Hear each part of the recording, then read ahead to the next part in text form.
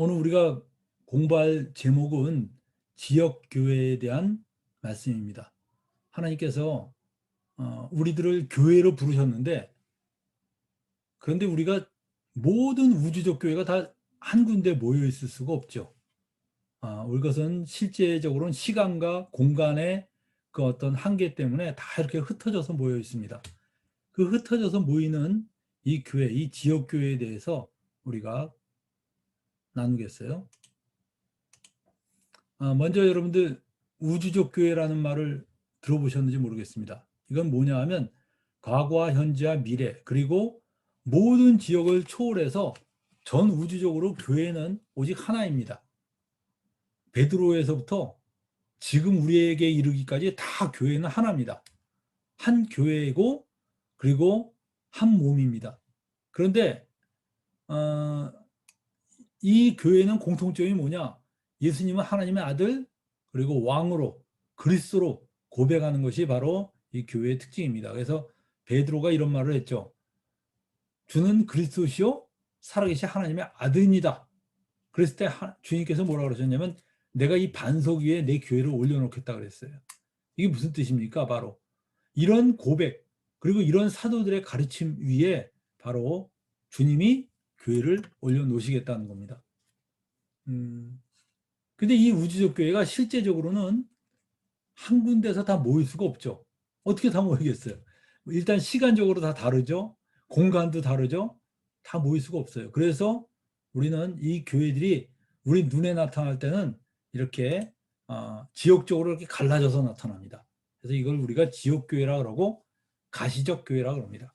앞에 있는 걸 비가시적 교회라 그런다면 여기는 가시적 교회입니다.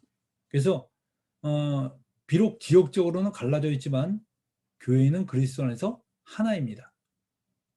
우리가 교회가 서로 이렇게 갈라져 있다 그래서 저 교회하고 우리 교회는 달라 이렇게 하고 서로 경쟁하고 아니면 서로 비교하면서 저 교회보다 우리 교회가 좋지 이런 식으로 말하면 안 됩니다. 우리는 어쩔 수 없이 이렇게 물리적으로 갈라져 있지만 그리스도 안에서는 다 형제고 자매다 이런 마음을 갖고 있어야지 올바른 교회를 갖고 있습니다. 오늘날에는 그 교회가 지역적으로 너무나 많이 퍼져 있죠. 심지어 한국에 보면 빌딩 하나에 교회가 3개가 함께 들어있는 그런 곳도 있어요. 그러니까 뭐 2층, 3층, 4층에 다 따로따로 교회가 돼요. 그래서 서로 교인들 쟁탈전이 벌어지고 서로 자기 교회가 더 좋다 그러고 완전히 무슨 그 가게에서 손님 뺐듯이 그렇게 되어버렸습니다. 여러분들 그것은 옳지 않습니다.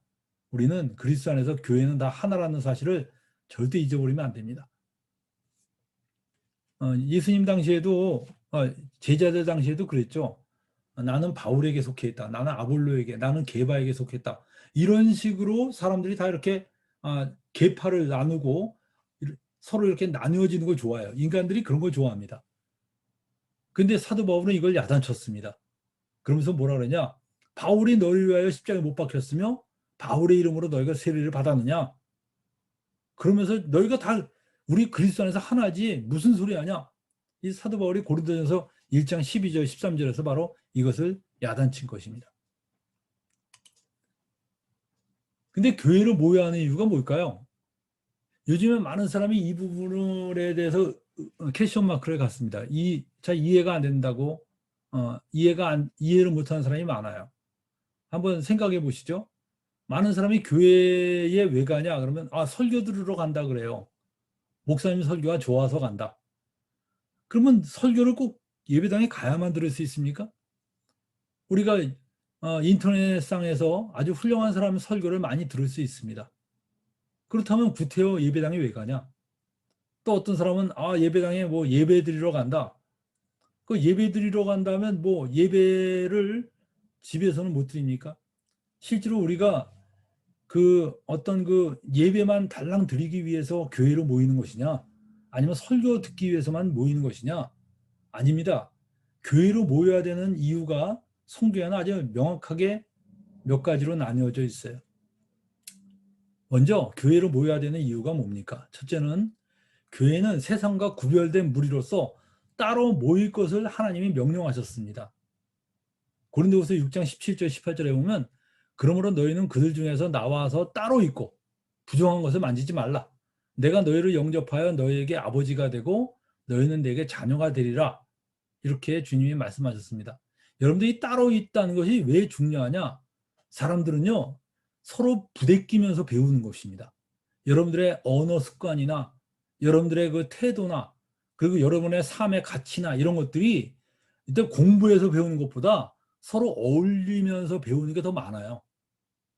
여러분들 그 애들이 학교에서 아무리 배워도 그 가정의 그 분위기나 가정의 가치관을 따라가게 돼 있습니다.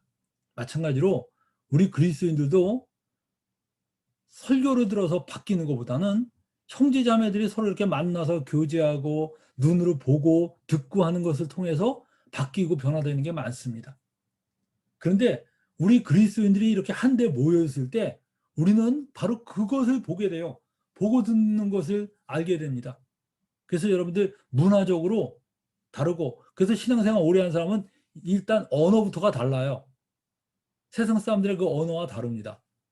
뭔가 그 정말 남을 배려하는 태도와 언어와 이런 표정, 이런 것들이 전부 몸에 배게 됩니다. 여러분들 교회가 바로 이런 역할을 해주는 겁니다. 그래서 교회는 이렇게 예수 믿는 사람들 한데 모아놔야 돼요. 그리고 주님이 이렇게 모여 있으라 그랬어요. 모여 있으라고. 여러분들이 또한 성경에 뭐라 그럽니까? 히브리서 10장 25절에 보면 모이기를 피하는 어떤 사람의 습관과 같이 하지 말고 오직 권하여 그날이 가까움을 볼수록 더욱 그리하자. 그래서 그날이 가까이 올수록 더 권해서 자꾸 이 모이자는 거예요. 모여서 서로 교제하고 배우고 바뀌어야 됩니다. 근데 여러분들 모여서 뭐 합니까? 모여서 무슨 세상 잡담이나 하고 땅 투기하는 얘기나 하고 돈 버는 얘기만 한다면 그건 세상 사람하고 다를 게 없죠. 우리 예수님 믿는 사람들이 모였을 때 주님의 은혜를 말하고 서로 간증하고 기도 제목을 나누고 그리고 권면하고 이 속에서 여러분들이 아름답게 성장하고 성숙하는 것입니다. 그래서 여러분들 교회로 모여야 되는 이유가 뭐냐 그러면 주님이 모이라 그랬으니까 모이는 거예요. 말이 필요 없습니다. 모이라 그랬다. 여기 분명히 고린도후서 6장 17절 18절 그렇게 나왔지 않습니까? 그들 중에서 나와서 따로 있어라. 따로 있어야 됩니다. 우리가. 그 다음에 두 번째는 뭐냐? 두 번째는 영적 싸움에 효과적으로 대처하기 위해서 우리는 모여야 됩니다. 여러분들 이 세상을 살아가는 데는요 수없이 많은 어려움을 겪고 많은 영적 전쟁을 겪습니다. 근데 그런 영적 전쟁 속에서 나 혼자 싸워서 이기기가 너무 힘들어요. 근데 여러분들 교회 형제들이 있다는 것은 얼마나 큰 도움인지 모릅니다. 어려운 일이 있을 때 형제들한테 도움을 요청할 때 그 형제들이 전부 합세해서 기도를 같이 해주는 거예요. 여러분들 그게 얼마나 파워풀, 얼마나 그 아주 그 힘 있는 기도인지 모릅니다. 그것이 얼마나 큰 도움인지 모릅니다. 그래서 에베소 6장 12절에 보면 우리의 씨름은 혈과 육에 대한 것이 아니요 정사와 권세와 이 어둠의 세상 주관자들과 하늘에 있는 악의 영들에게 대함이라. 그래서 우리가 이 정말 악의 영들과 싸우는데 혼자서 어떻게 싸웁니까? 우리 형제들이 함께 도울 때 아주 효과적으로 싸울 수 있는 것입니다. 고린도후서 1장 11절에 보면 너희도 우리를 위하여 간구함으로 도우라 그랬어요. 서로 이렇게 간구해서 돕는 것입니다. 전에 우리 교회에 그 어떤 자매가 자기 친구를 데리고 나왔습니다. 근데 이 친구가 한 번도 교회 다녀본 적이 없는 친구였어요. 근데 사람이 굉장히 우울하더라고요. 이 자매님이 굉장히 우울해요. 나이가 이제 상당히 많은 자매인데 우울해. 근데 저는 그 자매가 우울증을 앓고 있다는 걸 몰랐습니다. 그냥 좀 성격이 우울한가 보다 이렇게만 생각을 했어요. 근데 이 자매가 교회를 그래도 매주 꼬박꼬박 나오고 이제 성경 공부를 하기 시작했습니다. 근데 성경 공부를 하다가 이 자매님이 갑자기 저한테 물어봅니다. 예수님을 믿으면 잠을 잘 잘 수 있냐고 이렇게 물어보더라고요. 여러분들 예수님을 믿으면 잠을 잘 잘 수 있습니까? 전 그래서 잠을 잘 잘 수 있습니다 라고 얘기했어요. 왜냐하면 그 시편에 있는 말씀 있죠. 주께서 사랑하시는 자에게 잠을 주신도다 이런 말씀이 있습니다. 그 시편 127편 2절에 있죠. 여호와께서 그 사랑하시는 자에게 잠을 주시는 도다. 이 말씀을 제가 인용하면서 정말 주님이 잠을 주실 겁니다. 그러니까 이 자매님이 고개를 끄덕이면서 알겠다고. 그래서 이제 예수님을 믿겠다는 것을 분명히 표현해서 그날 제가 기도하고 집으로 갔습니다. 이 자매님이 아무튼 이 자매님이 알겠습니다 하고 자기가 뭐 아무튼 그런 납득을 하고 가서 난 뭐 그러려니 하고 잠을 잘 자게 해달라고 함께 기도하고 그냥 보냈는데 화요일쯤에 이 자매를 인도했던 그 친구로부터 전화가 왔어요. 저한테 이런 얘기를 합니다. 형제님 도대체 무슨 이야기를 하셨습니까? 이 자매한테 그랬어요. 그래서 왜 그렇습니까? 그랬더니 이 자매가 교회에서 돌아온 뒤에 잠도 안 자고 밥도 안 먹고 방구석에 앉아갖고 눈이 뻐겋게 된 채로 방구석에 앉아서 움직이질 않는다는 거예요. 나오지도 않고. 제가 깜짝 놀랐습니다. 그러면서 이 자매님이 저한테 이런 얘기 하더라고요. 이 자매님이 우울증을 앓고 있다는 거 알고 계십니까? 그러더라고요. 그래서 내가, 그래요? 이 자매님이 교회에서 오더니 예배 끝나고 오더니 집에서 자기가 그동안에 먹던 우울증 약과 수면제를 전부 쓰레기통에 버렸다는 거예요. 그리고선 저렇게 방구석에 앉아 있다는 거예요. 사람들이 막 특히 과거에 이 자매가 또 자살을 2번이나 시도했대요. 그래서 형제님 이 자매가 자살을 2번이나 시도한 자매입니다. 그러더니 이 자매가 왜 자살을 2번이나 시도했냐? 아주 굉장히 큰 사업을 하다가 망했어요. 그 망하면서 빚을 지게 되고 그 빚을 갚느라고 남편이 또 아주 좋은 직장이 있었는데 그 빚 갚느라고 퇴직해서 퇴직금으로 다 갚아버리고 아파트도 다 팔아버리고 진짜 조그만 집에 월세로 들어가면서 이 자매가 아주 깊은 우울증에 빠졌다는 거예요. 그래서 자살도 2번이나 시도했는데 이 자매가 지금 뭐 약 다 버리고 눈이 뻘겋게 저렇게 방구석에 앉아 있으니까 온 집안 식구가 비상이 걸린 거예요. 또 무슨 일을 저지를까 봐. 그래서 식구들이 전부 다 전전긍긍하고 있는데 약을 먹으라고 권해도 절대 안 먹겠다는 거예요. 제가 그 소식을 듣고 깜짝 놀랐습니다. 야, 내가 이거 잘못 권했나 보다. 이래갖고서 내가 전화를 했어요. 그 자매한테. 자매님 이거 어떻게 된 일입니까? 그랬더니 이분이 저한테 대뜸 그러더라고요. 형제님, 제 믿음을 꺾지 말아주세요. 그러더라고요. 저는 믿음으로 극복할 겁니다. 딱 그러는데 아니 세상에 예수님 믿은 지 얼마 되지도 않은 자매가 믿음으로 극복하겠다는데 예수 오래 믿은 사람들이 믿음으로 불가능합니다. 그러면 되겠습니까? 이건 말이 안 되죠. 그래서 아이고 그 자매가 믿음으로 하겠다니까 할 말이 없어요. 그래서 알겠습니다. 그래놓고 제가 교회 형제들한테 비상소집을 했어요. 상황을 얘기하고 이 자매가 이렇게 믿음으로 싸우는데 우리가 어떻게 가만히 있느냐? 우리 함께 싸워야 된다. 그래서 비상소집하고 그날부터 저는 금식에 들어가고 형제들이 전부 모여서 저녁마다 합심해서 기도하기 시작했습니다. 제가 이 자매 밥 먹기 전에 저도 밥 안 먹겠다 그랬어요. 그리고 함께 막 기도를 했습니다.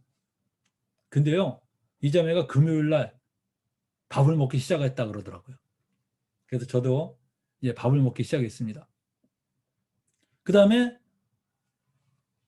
토요일 날, 그 다음에 그 금요일 날 저녁인가 드디어 잠을 잤대요. 그러더니 주일날에 왔는데요. 얼굴이 환하게 펴서 왔어요. 할렐루야. 정말 얼마나 감사한지 모르겠어요. 이 자매가 웃으면서 할렐루야 하면서 오는데 그냥 우리 자매가 웃으면서 정말 이 예배당에 참석하는데 형제들이 전부 다 아버지 깜짝 놀란 거예요. 그리고 그 온 집안 식구가 난리가 났어요. 세상에 우울증을 극복을 한 거예요.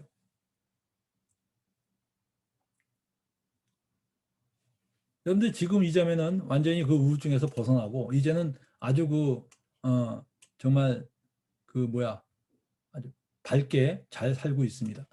근데 여러분들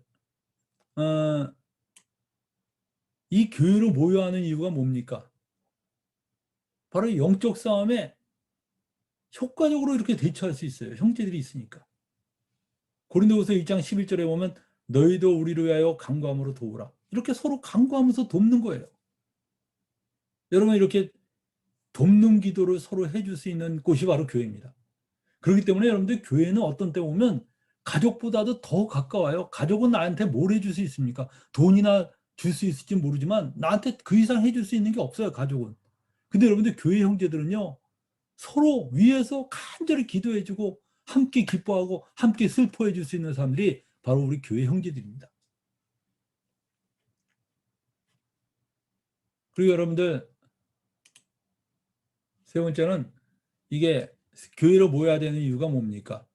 우리는 교회를 통해서, 지체 간의 교제를 통해서 성장하는 것입니다. 우리가, 여러분들, 많은 사람이 교회를 다니면요, 실망하는 사람이 참 많아요. 솔직히 한번 말해봐요. 여러분들, 신앙생활 하면서 예배당에 가면 다 마음에 듭니까? 마음에 안 드는 사람이 태반이에요. 아마 마음에 드는 사람 거의 없을 거예요. 인간은 다 약점투성이고 서로 다 문제투성입니다. 그리고 다 부족한 게 있어요. 완벽한 사람이 어디 있습니까, 여러분들? 근데 여러분들, 교회라는 것이 그렇게 부족한 사람들이 모여갖고 서로의 부족함을 채우고 서로가 서로에게 철을 날카롭게 한 것 같이, 그렇게 서로가 서로에게 부딪히면서 성장해 가는 것이 교회입니다. 여러분들, 교회는 여러 은사들의 집합체입니다. 은사들의 집합체예요. 나중에 여러분들, 이 은사에 대해서 우리가 다음 주에 배울 겁니다. 사람마다 자기 은사들이 다 달라요. 어떤 사람은 잘 가르치는 사람이 있고요. 어떤 사람은 잘 권면하는 사람이 있고, 어떤 사람은 정말 사람들한테 정신 차리도록 일깨우는 사람이 있고요. 그리고 아주 그냥 사랑으로 이렇게 다독여지는 사람이 있고, 교회마다 다 사람들이 자기의 은사들이 있어요. 그 은사들이 발휘되면서 서로가 서로에게 도움이 되고 함께 커가는 겁니다. 그래서 에베소 4장 15, 16절에 뭐라고 나왔냐? 오직 성령 안에서 참된 것을 하여 범사에 그에게까지 자랄지라. 그는 머리니 곧 그리스도라. 그에게서 온몸이 각 마디를 통하여 도움을 받음으로 연결되고 결합되어 각 지체의 분량대로 역사하여 그 몸을 자라게 하며 사랑 안에서 스스로 세우느니라 그랬어요. 그래서 이 몸을 자라게 하는데, 여러분들이 팔 하나만으로 몸 안 자랍니다. 팔과 다리와 코와 입과 이 모든 게 다 협력했을 때 함께 자라가는 겁니다. 그래서 여러분들, 교회라는 것은 한 명만 꾸준히 자라지가 않아요. 교회는 대체로 함께 자랍니다. 함께. 그래서 여러분들, 성령 충만한 사람이 있으면요, 그 충만한 사람 때문에 옆에 사람도 성령 충만해지고 이게 전염이 되면서 같이 충만해지고 부흥이 일어나고 같이 일어나고 이렇게 역사가 일어나는 것입니다. 그래서 여러분들, 우리는, 교회는 이렇게 지체 간의 교제를 통해서 성장하는 곳이기 때문에, 어떤 사람 보면 지금 우리나라 경우에 거의 4분의 1 정도의 사람이 교회를 안 가고 교회에 속해 있지 않고 혼자서 신앙생활하는 사람이 4분의 1이나 된다는 얘기에 내가 깜짝 놀랐습니다. 너무나 많은 사람들이 교회당에 가는 걸 싫어하는 겁니다. 왜냐? 사람들하고 부딪히는 게 아주 질린 거예요. 여러분들, 교회 생활하면 어때요? 처음 그 사람 교회 나오면요, 1년 동안은 정말 조심스럽게 잘 생활합니다. 아주 행동도 조심하고 그러니까 참 좋아 보여요, 그 사람. 그러다 1년이 넘으면 어때요? 슬슬 본성이 나오기 시작합니다. 자기의 그 정체를 드러나기 시작해요. 그러다 보니까 사람들이 실망하게 됩니다. 그리고 정말 저 사람이 알고 보니까 별 볼일 없는 사람이구나, 막 이런 것들을 보게 되고 막 실망하고 그러는데, 여러분들, 그런 거 실망하면 안 됩니다. 원래 인간이 그렇게 실망스러운 존재예요. 그거를 각오하고 우리가 교회를 해야지, 마음에 드는 사람끼리만 모여서 교회한다, 그거 불가능합니다. 그럴 수가 없어요. 여러분들, 우리가 정말 그런 여러 가지 나하고 맞지 않는 사람들도 다 어우러져서 정말 이 교회를 통해서 같이 성장해 가는 것이 교회라는 것을 아셔야 됩니다. 그래서 여러분들, 혼자서 신앙생활하는 사람은 절대 성장하지 않습니다. 어떤 사람은 혼자서 신앙생활하는데 성장할 것 같아요? 못 성장해요. 그 사람은 그냥 지식만 잘합니다. 지식은 잘할 수 있지만 성장하지 못해요. 그가 주님과 깊은 교제 속에 있다면 주님을 많이 닮아가니까 그 부분에서 성장할지 모르지만, 사람들을 대하는 이 대인관계에서 제대로 성장하지 못하는 것입니다. 그래서 여러분들, 교회는 이렇게 여러 사람들이 어울린다는 사실에서 오히려 의미가 더 있는 것입니다. 그리고 여러분들 네 번째는 뭐냐? 교회로 모여야 되는 이유는 마태복음 28장 19, 20절에 주님의 지상명령을 이루기 위해 주님의 지상명령이 그러므로 너희는 가서 모든 민족을 제자로 삼아 아버지 아들과 성령의 이름으로 세례를 베풀고 내가 너에게 분부한 모든 것을 가르쳐 지키게 하라라는 말씀이 있습니다. 여러분들 여기서 모든 족속으로 제자를 삼아서 바로 이 아버지와 아들과 성령의 이름으로 세례를 베풀고 가르쳐 지키게 하라 하는 이 모든 게 굉장히 중요한 명령인데 이 명령을 여러분들 어떻게 우리가 이룰 수 있겠습니까? 이 명령을 이루기 위해서는요, 혼자서 절대 이룰 수 없어요. 이 교회로 모여야지 이 명령을 완수해낼 수 있습니다. 그래서 교회로 모여야 되는 네 번째 이유는 주님의 지상명령 완수를 위해서 협력해야 되기 때문에 모여야 되는 것입니다. 여러분들 선교사 하나 보낸다고 해보세요. 선교사 혼자 들어가서 자기 혼자서 여러분들 선교 해낼 수 있습니까? 못합니다. 그 선교사 보내려면요, 그 선교사를 뒤에서 물질적으로 후원해 주는 사람도 필요하고 그를 위해서 기도해 주는 사람도 필요합니다. 이 기도와 물질과 그 다음에 여러 가지 또 협력해 주는 사람이 또 필요해요. 요즘은 여러분들 선교사도 한 명 나가면 그 집에 아이들을 또 돌보는 그 어린이를 돌보는 그 선교사들이 또 있어요. 그래서 여러분들 선교사들이 나가면 한 명이 나가는 게 아니라 여러 명 나가는데 그 여러 명의 그 아이들을 또 돌보는 그 선교사가 또 있고 이 선교사들에게 무언가 공급해주는 그 선교사가 또 필요하고 아주 쫙 이어져서 하나의 그 부대가 되는 것입니다. 그 전쟁하는 거하고 똑같아요. 전쟁할 때 여러분들 소총만 든 사람만 가지고 전쟁 못합니다. 그 뒤에서 대포 쏴주는 사람이 필요하고 그들한테 또한 이 양식을 공급하는 보급병도 필요하고요. 다 필요한 것처럼 바로 이 주님의 명령을 수행하기 위해서 여러 사람이 같이 필요한데 그것이 바로 이 교회가 해야 될 일이라는 것입니다. 자, 여러분들 교회가 모여야 될 이유 네 가지 다시 한번 생각해 볼까요? 첫째는 뭐라고요? 교회는 세상과 구별된 무리로서 따로 모일 것을 명령받았기 때문에 모여야 되는 거예요. 명령받아서 모여야 됩니다. 그리고 두 번째는 영적 싸움에 효과적으로 대처하기 위해서 우리는 모여야 됩니다. 혼자서 영적 싸움 못합니다. 함께 모이면요. 한 명이 100을 쫓으면 두 명은 200을 쫓는 게 아니라 1000을 쫓는 것입니다. 그것이 여러분들 영적 싸움에 아주 그 효과를 발휘하는 것입니다. 그 다음에 지체 간의 은사를 통해서 서로 성장하기 위해서 우리는 교회로 모여야 되고 네 번째는 주님의 지상명령을 완수하기 위해서 우리는 교회로 모여야 되는 것입니다. 그러면 하나님 나라로서의 교회를 우리가 같이 한번 나눠봅시다. 여러분들 교회는 하나님 나라입니다. 근데 교회가 곧 하나님 나라가 아니라 하나님 나라의 일부입니다. 교회는 세상에 있지만 세상에는 속하지 않은 하나님 나라예요. 하나님 나라라는 말은 뭡니까? 나라로 번역된 헬라어 바실레이아는 통치라는 의미를 갖고 있어요. 통치. 왕권이라는 의미를 갖고 있습니다. 근데 여러분들 하나님이 통치하는 나라는 이 지상에만 있는 게 아니죠. 하늘에도 하나님이 통치하시는 나라가 있어요. 하늘나라죠. 그게 다 하나님 나라입니다. 근데 교회는 뭐냐? 교회는 그 하나님 나라 중에서 이 세상에 존재하고 있는 하나님 나라예요.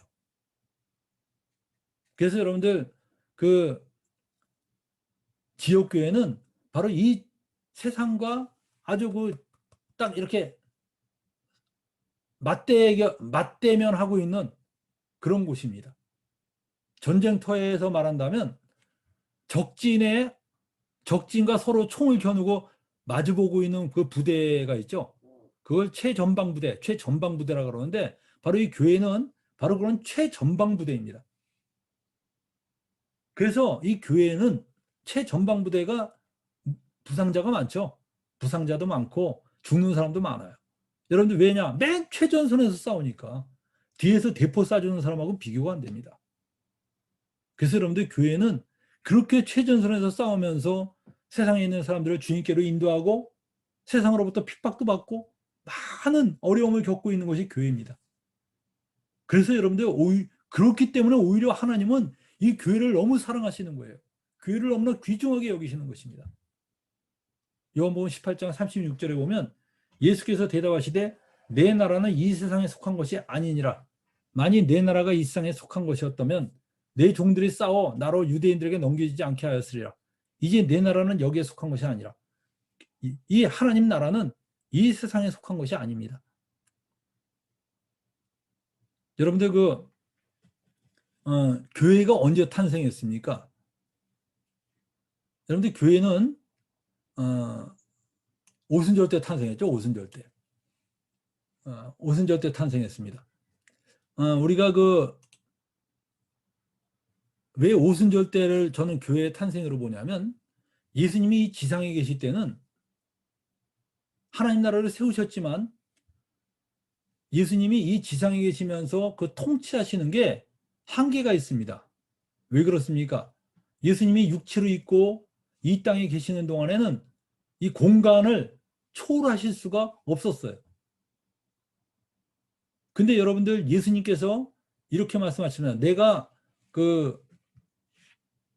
아버지께로 가는 것이 너에게 유익하다. 왜냐? 내가 아버지께로 가면 아버지로부터 받은 성령을 너에게 보내서 정말 그 성령이 바로 내 뜻을 전할 거라고 얘기했습니다. 그래서 그 성령이 그리스도의 영광을 나타내고 주님이 가르치신 것을 그대로 생각나게 하신다 그랬어요.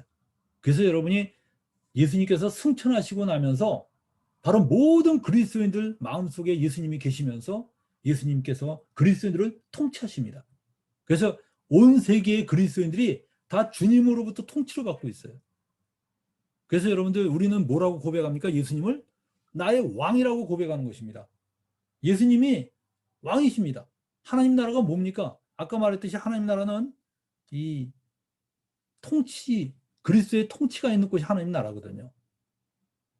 그래서 바로 이 하나님 나라로서의 교회는 뭐냐? 바로 이 두 번째는 바로 예수 그리스도께서 왕이신 나라입니다. 예수님이 왕이신 나라고 예수님이 바로 이게 승천하시고 하나님 보좌의 우편에 앉아 계시면서 온 세계 그리스도인들을 바로 주님의 통치하십니다. 여러분들 사울이 다메섹 가다가 예수님을 만났어요.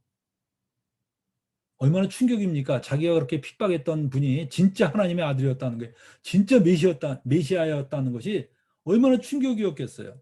사울에게는. 그래서 사울이 그 다메섹에서 주님을 만난 뒤에 3일 동안 밥도 안 먹고 물도 안 마시고 식음을 전폐하고 잠도 안 자고 그냥 충격받은 상태로 그가 있었어요.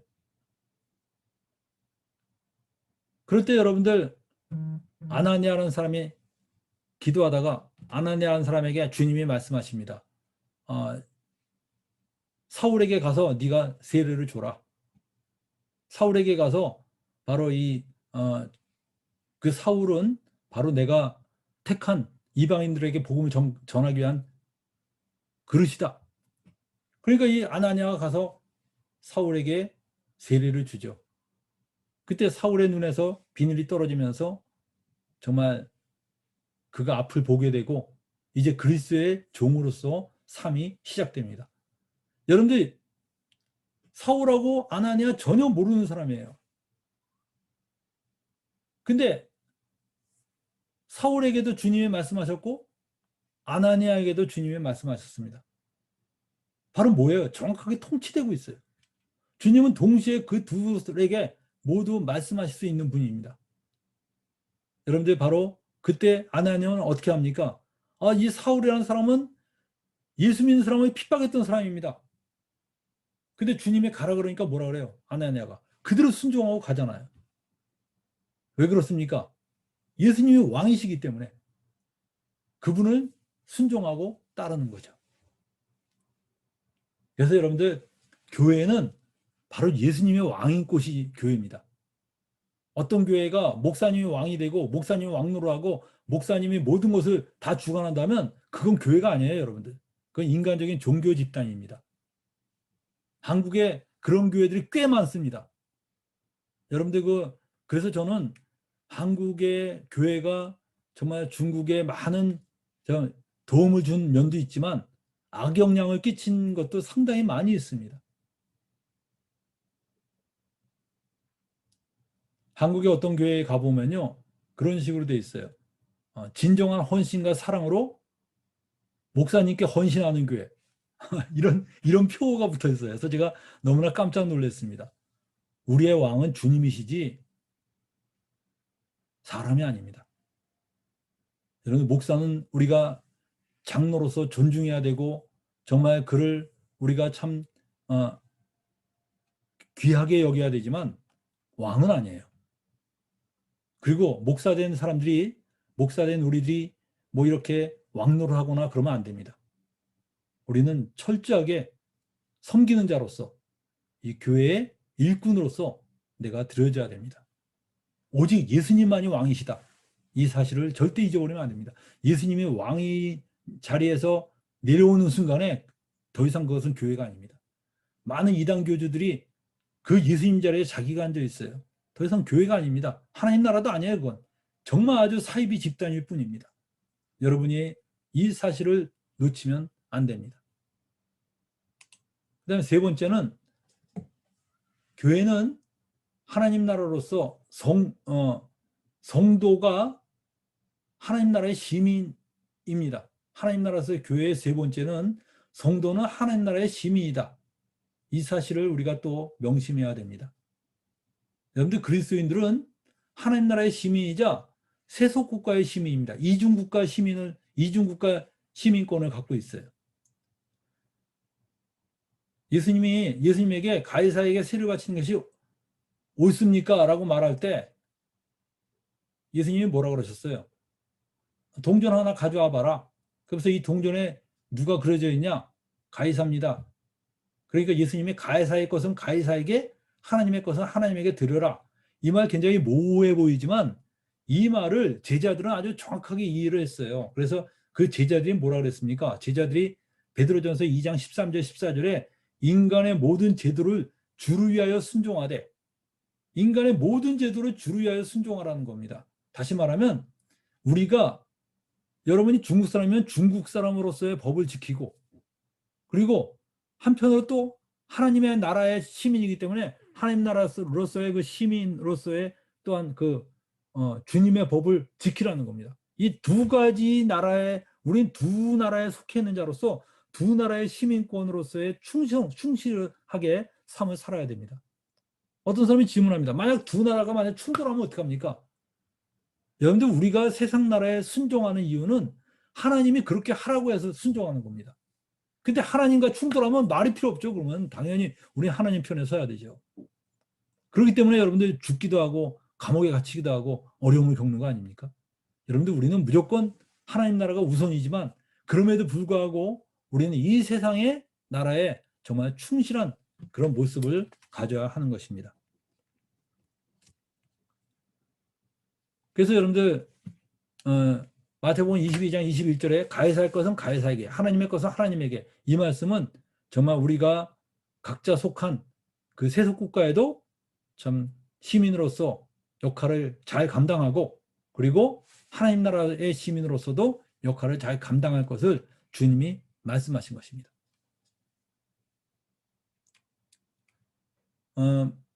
많은 사람이 이 세속국가와 하나님 나라를 구별을 하지 못하는 사람들이 있어요. 예를 들면 한국의 어떤 사람들이 성경을 읽다가 기드온이 그 우상을 도끼로 찍은 사건이 나옵니다. 도끼로 찍어버렸거든요. 그랬더니 하나님께서 정말 그 기드온을 통해서 아주 위대한 일을 이루셨어요. 하나님은 아주 굉장히 그것을 아주 잘한 것으로 인정해 주셨습니다.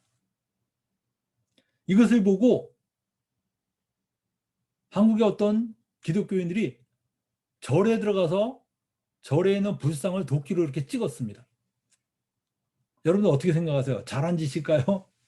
잘못한 짓일까요? 우상을 도끼로 찍었다니까요? 절에 들어가서. 여러분들, 그건 잘못한 것입니다. 이 사람은 착각을 한 거예요. 이스라엘과 한국을 혼동한 것입니다. 이스라엘은 여러분들 신정국가입니다. 이스라엘은 법이 하나님의 율법이 바로 법이었어요. 세속법이 따로 있는 게 아니라 하나님의 법이 바로 그 나라의 법입니다. 전 세계에서 이런 나라 전무후무한 나라입니다. 하나님이 직접 통치하시는 게 아니라 하나님의 그 법, 하나님의 법이 이 나라를 통치하는 그런 나라죠. 그래서 이것은 아주 신정국가인데 정말 그 놀라웠게 이 이스라엘은 그렇기 때문에 이스라엘 내에 우상이 있으면 당연히 도끼로 찍어서 버려야 되고 내던져야 됩니다. 근데 만약에 지금 우리가 속해 있는 국가는 뭡니까? 세속국가입니다. 세속국가. 세속국가는 뭐예요? 다양한 종교가 있는 국가입니다. 그래서 다양한 종교가 있기 때문에 이 세속국가에 우리가 살 때는 우리가 예수 안 믿는 사람 지옥 간다고 그 사람들 멸시하고 천대하고 막 우리가 죽이고 그러면 안 되죠. 마찬가지로 그들이 갖고 있는 타 종교도 다 존중해 줘야 됩니다. 존중해 줘야 돼요. 세속국가이기 때문에. 다양한 종교를 인정해 줘야 됩니다. 그러나 여러분이 만약에 교회 안에 누가 우상을 갖다 놨다. 그거는 정말 도끼로 찍어버려야 되죠. 왜냐? 이 교회는 바로 하나님의 말씀이 법이고 하나님께서 통치하시는 곳입니다. 그렇기 때문에 당연히 교회 안에 우상을 갖고 들어오는 것은 배격해야 됩니다. 이걸 혼동하면 안 돼요. 그래서 우리는 이중국가 심의라는 이 사실을 놓치면 안 됩니다. 고린도전서 7장 21절 23절에 보면 이런 말이 나옵니다. 네가 종으로 있을 때 부르심을 받았느냐? 염려하지 말라. 그러나 자유할 수 있거든 차라리 사용하라. 주 안에서 부르심을 받은 자는 종이라도 주께 속한 자유자요. 또 이와 같이 자유자로 있을 때 부르심을 받은 자는 그리스도의 종이니라. 너희는 값으로 사신 것이니 사람들의 종이 되지 말라. 여러분들 사도 바울은 그리스도인들이 종으로 살지 않을 것을 얘기했지만 그렇다고 해서 종에서 벗어나기 위해서 뭐 혁명을 일으키거나 어떤 뭐 이 전쟁을 일으키라고 얘기하지 않았습니다. 정말 그 종으로 있다 할지라도 너무 그것 때문에 네가 눌려있지 말라. 왜냐? 너는 하나님의 자녀고 네가 이 세상에 사는 것은 잠깐 사는 세상이기 때문에 그렇다는 거예요. 우리는 그리스도 안에서 자유자다. 정말 이 주님의 복음을 위해서는 내가 이 지상에서 조금 불편하고 어려운 삶을 감내낼 수 있어야 된다는 것입니다. 왜냐하면 우리는 영원한 나라 시민이 훨씬 더 중요한 것이기 때문에 그렇습니다. 자유할 수 있으면 자유하지만 자유하지 못하더라도 너무 그것 때문에 막 이렇게 낙심하거나 절망하지 말라는 거예요. 여러분들 우리 예수님 믿는 사람들은 복음으로써 사람을 변화시키는 사람들이지 막 이렇게 몽둥이 들고선 사람을 변화시키는 사람들이 아닙니다. 그래서 성도는 바로 이 하나님 나라의 시민이라는 것을 아셔야 돼요. 그래서 과거에도 보면요. 그리스도인들이 그렇게 핍박을 받으면서도 자기를 핍박하는 사람들을 대항해서 뭐 칼을 들거나 몽둥이를 들지 않았습니다. 정말 그 많은 핍박 속에서도 그들을 위해서 기도하고 정말 겸손한 태도를 취함으로써 나중에 그들이 예수를 믿음으로써 그들 스스로 총을 내려놓고 칼을 내려놓게 만들었지 우리 스스로 힘으로 그들을 억압하거나 누르지 않았습니다. 그래서 여러분들 이 기독교가 전파된 것을 보면요. 그런 사람들의 정말 그 희생과 사랑 때문에 전파된 거예요. 왕들이 어떻게 예수를 믿게 됩니까? 왕들이 어떻게 변화됩니까? 몽둥이의 굴복에서 변화됐어요? 아닙니다. 그들이 정말 예수 믿는 사람들에 의해서 주님을 전해 듣고 주님 앞에서 항복하고 굴복함으로써 그들이 변화되니까 어떻게 돼요? 제도가 바뀌고 나라가 바뀌는 거예요. 그래서 우리는 사람이 복음 안에서 변화되게 하는 것이 가장 중요한 일차적인 목적이라는 것을 아셔야만 합니다.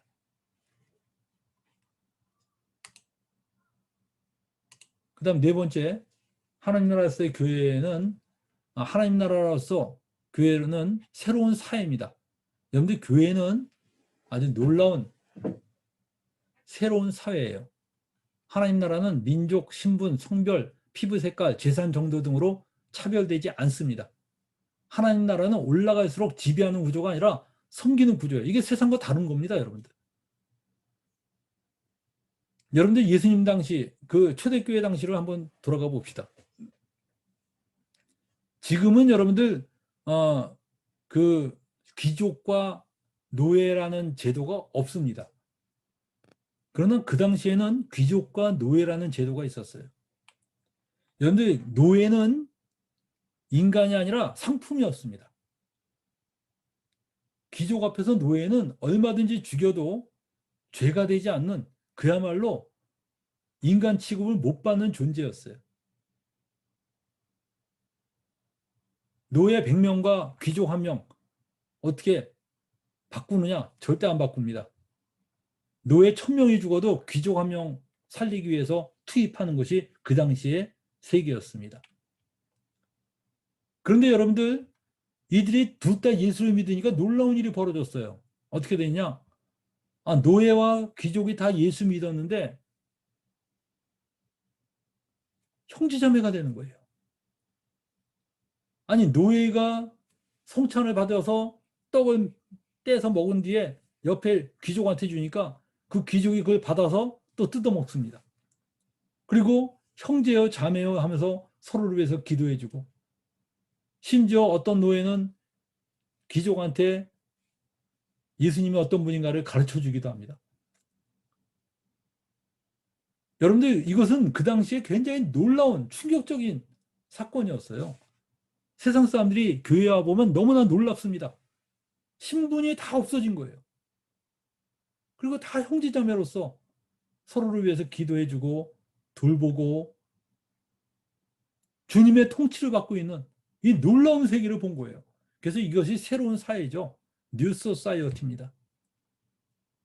여러분들 마가복음 10장 42절 45절에 이 교회는 또 골로새 3장 11절에 아주 명쾌하게 나왔죠. 거기는 헬라인이나 유대인이나 할레파나 무할레파나 야만인이나 스구디아인이나 종이나 자유인이 차별이 있을 수 없나니 오직 그리스도는 만유시요 만유 안에 계시느니라 그랬어요.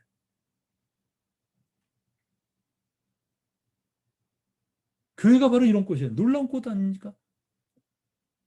그리고 교회는 뭡니까? 세상 사람들은요, 권력을 가지면 어떻게 됩니까? 지배하죠. 그들을 마음대로 부립니다. 근데 교회는 거꾸로 돼 있어요. 오래 믿고 교회에서 높은 자리에 올라가면 올라갈수록 오히려 사람들을 섬기고 그들을 돌보는, 오히려 기쁜 마음으로 종로를 하는 이런 놀라운 곳이에요. 세상에 이런 곳이 어디 있습니까?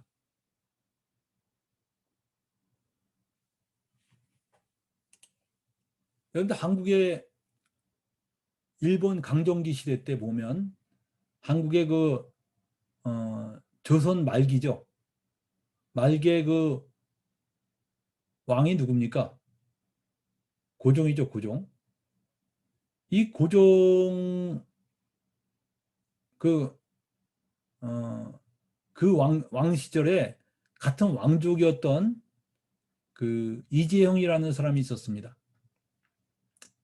이 이재형이라는 사람은 그 고종 임금보다 조금만 더 일찍 태어났더라면 왕이 될 수 있었던 사람입니다.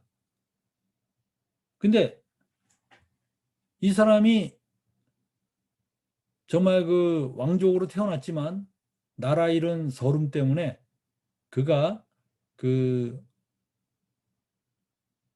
집에 붙어 있지 않고 온 나라를 이렇게 다니면서 어떻게 보면 그 상당히 좀 방황을 했습니다.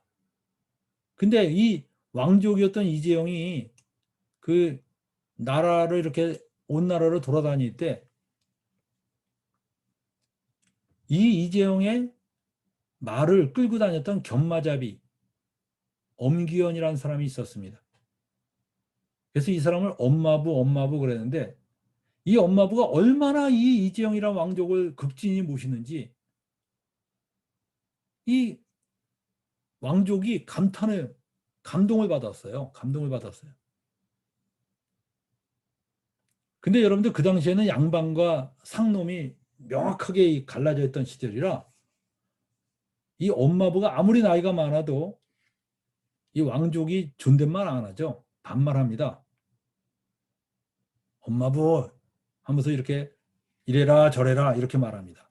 이리 오너라 절로 가거라 이렇게 그렇게 말합니다. 근데 이 엄마부가 얼마나 열심히 하는지 그 열심히 하는 거에 이 사람이 감동을 받아갖고 이 얘기 저 얘기 엄마부한테 말을 시키고 서로 아주 상당히 좀 친해졌습니다. 근데 이 엄마부가 어느 날 이렇게 말하는 겁니다. 날이 황송하오나 오늘부터 예수님을 믿으십시오 그러는 거예요. 그래서 날이도 죄사함 받고 영생을 얻었으면 좋겠습니다. 그러니까 아니 이 왕족이 깜짝 놀랐어요. 아니 조금 잘 대해줬더니 이제 나한테 뭘 하라 뭘 해라 이렇게 권면하는 게 아주 꽤 심했습니다. 그래서 이 왕족이 빈정대는 투로 이렇게 말했습니다. 예수 믿으면 너 뭐 양반이라도 되냐? 마부꾼 신세에 면할 수 있느냐? 이렇게 물었어요. 그랬더니 이 마부꾼이 뭐라 그러냐면 날이 예수님을 믿는 것은 그런 도리가 아닙니다. 저는 마부꾼 신세에 면하라고 예수 믿는 게 아니고 마부꾼으로서 더 잘하려고 예수님을 믿는 것입니다. 그러면서 나리께서 예수님을 믿으면 제가 평생 마부꾼으로 나리를 모시겠습니다. 이렇게까지 말하는 거예요. 그러니까 이 사람이 아니 도대체 예수가 뭐길래 누구길래 이렇게 이 사람이 이렇게 열심으로 나한테 전하는가? 거기에 대해서 호기심이 생겼어요. 그러다가 이 사람이 나중에 집에 돌아왔을 때 보니까 자기 부인하고 자기 가족이 다 예수 믿고 있는 거예요. 그래서 이 부인의 권면에 못 이겨서 교회를 나가기 시작했습니다. 교회당에 나가면서 그가 예수님에 대해서 배우다가 그는 마침내 이 신학교까지 가게 돼서 목사까지 됐습니다. 근데 이 재용이 이 왕족이 한 번은 어느 교회당에 참석을 했는데 그 교회당에서 마침 집회를 하고 있어서 성경을 강의하는 집회를 하게 되어서 거기에 참석을 했는데 저 구석에 보니까 그 과거에 자기 말을 이끌었던 엄마부가 앉아 있는 거예요. 근데 그 엄마부는 그 당시에 얼마나 기도도 많이 했는지 이마에 이렇게 혹이 생겼다 그랬어요. 하도 이마를 찍으면서 기도를 해서 혹이 생겼다고 할 정도로 그렇게 기도를 많이 하는 사람인데 이 사람이 아주 경건한 모습으로 예배당 저 구석에 앉아 있는 걸 보고 집회가 끝난 뒤에 그 마부를 찾아갔어요. 마부를 찾아가서 이 왕족이 그 마부한테 뭐라 그랬냐? 이렇게 말했습니다. 형님, 여기 계셨군요. 라고 말했어요. 이렇게 만나니 반갑습니다. 내게 전도하던 엄가 아니시오. 이렇게 말했어요. 그랬더니 이 엄마부가 깜짝 놀라더니 아이고 날이 저한테 형님이라 부르다니 황송합니다. 아유 그러면 안 되시죠? 이러면서 나리께서도 예수님을 믿으십니까? 할렐루야 하면서 기뻐하는 거예요. 근데 이 왕족이 그랬어요. 아니 그리스도 안에서 다 형제자매인데 위아래가 어디 있습니까? 나보다 나이가 많으시니까 나보다 형님이니까 나보다 나이가 많으시니까 형님이죠. 그랬더니 이 사실을 알게 된 그 주변에 그 정말 그 천민들이 막 할렐루야 박수 치면서 너무 좋아하고 찬양을 했습니다. 바로 이게 뭡니까? 이게 바로 하나님 나라예요. 새로운 사회입니다. 거기 왕족도 노예도 상민도 없어요. 여러분들 하나님 나라는 이렇게 놀라운 사회입니다.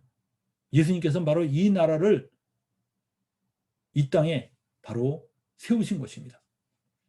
그래서 여러분들 구약에 수많은 예언들이 있어요. 구약에 보면 이스라엘에 대한 예언이 많습니다. 이스라엘이 나중에 정말 왕이 나타나면 그 왕이 정말 기가 막힌 정말 이 정의의 통치를 하고 평강의 왕이 그분이 평강을 베푸시고 그리고 수많은 세계의 왕들이 정말 그 시온에 몰려올 것을 이야기하고 있는데 그게 바로 이 교회를 향한 예언입니다, 여러분들. 그게 교회를 향한 예언이에요. 그리고 하나님께서는 이 교회의 위대한 이 하나님 나라를 이스라엘 백성들에게 주기를 원하셨어요. 근데 이스라엘 백성들이 그것을 못 받아들인 거예요. 그들은 이 위대한 하나님 나라보다 자기네 그 이스라엘이라는 그 세속 국가, 어떻게 보면 그 이 땅에 있는 국가를 위대하게 만드는 데에만 관심을 가졌던 것입니다.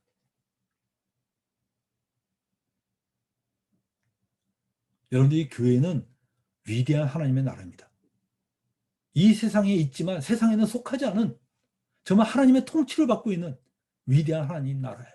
여러분들이 이 교회에 속해 있다는 것은 정말 영광스러운 일입니다. 이것을 여러분들 기뻐하고 감사하면서 사시길 바랍니다. 여러분들, 다음 시간에는 교회의 은사와 직분에 대해서 공부할 겁니다. 하나님은 이 교회에 어떤 은사들을 베푸셨는가, 여러분들이 그 은사에 대해서 공부하면서 주님이 나에게 주신 은사는 무엇인가, 이 부분에 대해서 나누게 될 겁니다. 이 시간에 기도하겠습니다.